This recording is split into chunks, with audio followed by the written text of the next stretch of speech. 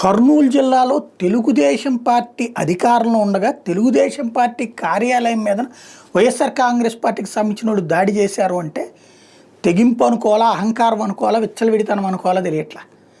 ఏదో వాళ్ళు పార్టీ కార్యాలయంలో ఐడి కార్డులు తయారు చేసి, ఎందుకంటే ఈ మధ్యన చాలామంది సభ్యత్వం తీసుకున్నారు కదా, ఐడి కార్డులని తయారు చేసి వాళ్ళకి పంపిస్తున్నారట. ఈ సందర్భంగా వాళ్ళ దగ్గరకు వచ్చినటువంటి కొంతమంది దాడికి పాల్పడ్డారు. అది వైఎస్ఆర్ కాంగ్రెస్ పార్టీ వాళ్ళే అన్నటువంటిది తేల్చినటువంటి సంఘటన. అక్కడ జరిగినటువంటి ఘర్షణ వాతావరణాన్ని మరికొంతమంది తెలుగుదేశం కార్యకర్తలు విజువలైజ్ చేయడంతో బయటపడింది. నా పక్కన ఉన్నటువంటి బాక్స్లో కనబడుతున్న విజువల్ అది. మొత్తం అసలు ఏం జరిగిందో చూద్దాం.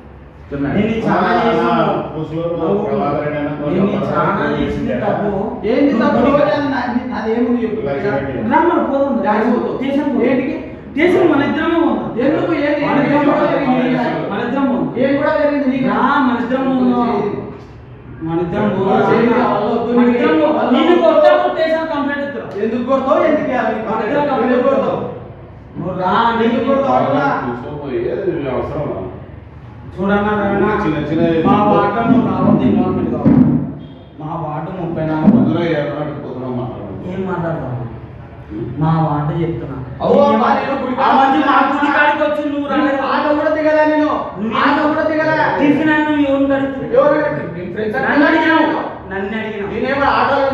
నన్ను అడిగినావు, నీకేది పెట్టాలి టిఫిన్?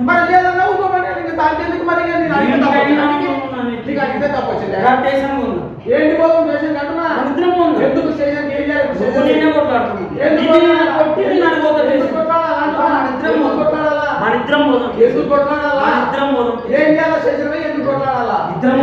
పోయినామని చెబుతురా, నేను కొట్టినా అని చెబుతురా. నేనేమన్నా తగినా మిమ్మల్ని? నేనేమంటున్నా పని చేసుకున్నా కదా, పని చేస్తుంది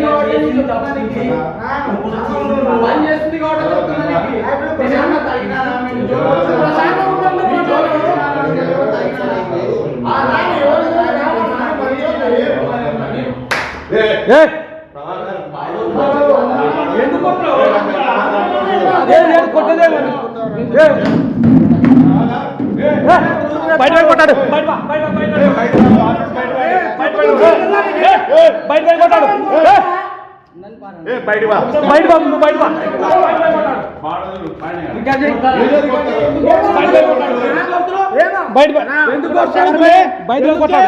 కొట్టాడు.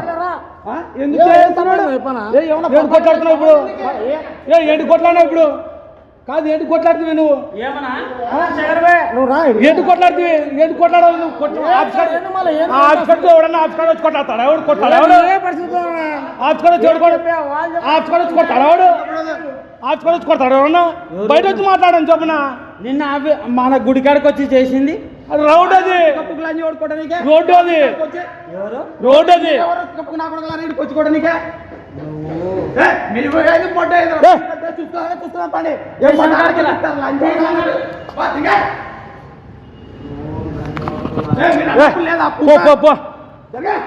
ఆతులు పెట్టుకోండి వచ్చి. ఏం మంచిగా ఉంటుంటే మంచిగా ఆతులు పెడతా. ఏం చేయాలి? స్టేషన్ కాడ మంచిగా ఉంటే మంచిగా ఉంటుంది దుర్గాసి చెప్తున్నా కట్టండి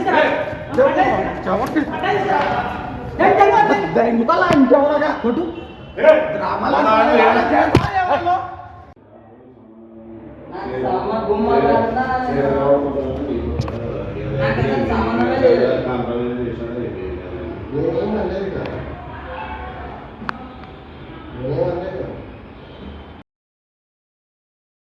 తర్వాత తెలుగుదేశం పార్టీ శ్రేణులు పెద్ద ఎత్తున ఆగ్రహం వ్యక్తం చేసి సోషల్ మీడియాలో వైరల్ చేసి అసలు మనం అధికారంలో ఉన్నామా, మన కార్యాలయంలోకి వైఎస్ఆర్ కాంగ్రెస్ పార్టీ వాళ్ళు వచ్చి ఇట్లా దాడులు చేస్తే ఏం జరిగిందనేది ఎందుకు పట్టించుకోవట్లేదు అన్నది. యాక్చువల్గా అయితే కనుక ఇట్లాంటి ఇన్సిడెంట్స్ ఇదివరకు కనుక బాబు గారి నోటీసులో ఉంటే అసలు ఏం జరిగిందని తెలుసుకుని అందులో మన వాళ్ళ తప్ప అవతల వాళ్ళ తప్ప అన్నది తెలుసుకుని యాక్షన్ తీసుకునేటటువంటిది ఉండేది.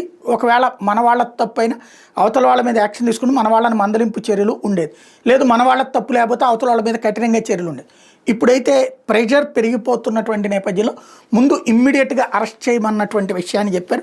అసలు ఎందుకు ఈ ఘర్షణ ప్రారంభమైంది అన్నటువంటి విషయం అయితే బయటికి రాలేదు. కాకపోతే వెంటనే ఈ ఇన్సిడెంట్ తర్వాతన పార్టీ కోసం కష్టపడే కార్యకర్తలకు ఇస్తున్న గౌరవం వైఎస్ఆర్సీపీ చేతిలో ప్రాణాలు కోల్పోవడమా, కూటమి ప్రభుత్వ నేతలు కార్యకర్తలు అరెస్ట్ చేయడం, వైఎస్ఆర్సీపీ స్వయంగా ఇళ్లలో కార్యాలయాలకు వచ్చే దాడులు చేయడం ఇదే తెలుగుదేశం పార్టీ ఇచ్చే ప్రధానమైన గౌరవం. కాబట్టి ప్రతి కార్యకర్త అన్నీ మూసుకుని కుటుంబాల్లో ఇళ్లలో కూర్చోండి అంటూ కొంతమంది తీవ్ర ఆగ్రహంతో పోస్టులు పెట్టినటువంటి నేపథ్యంలో ప్రభుత్వం వేగంగా స్పందించింది.